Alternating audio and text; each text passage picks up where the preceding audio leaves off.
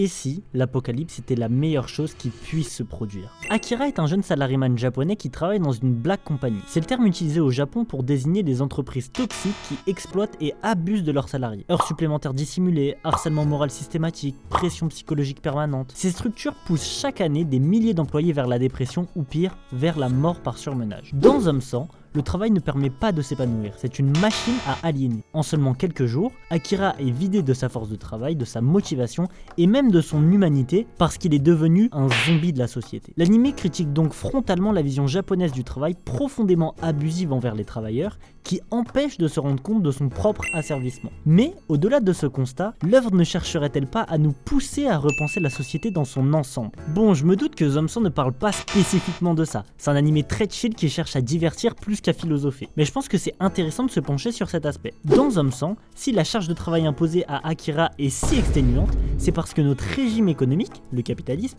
exige de travailler toujours plus pour produire toujours plus de richesses, et ce, au détriment absolu du bien-être du travailleur. En considérant cet aspect, l'invasion de zombies symbolise, selon moi, la fin du travail qui aliène et zombifie, avec comme solution de détruire la société pour mieux la reconstruire. En effet, les morts vivants ne sont rien d'autre que les victimes de ce capitalisme poussé à l'extrême et, en se transformant en monstres, ils finissent par faire s'effondrer le système qui les a brisés eux-mêmes. On peut y voir la révolte des exploités contre les exploitants. Et finalement, c'est peut-être ça la solution pour sortir de nos modèles économiques, politiques ou encore sociaux qui nuisent à notre bonheur.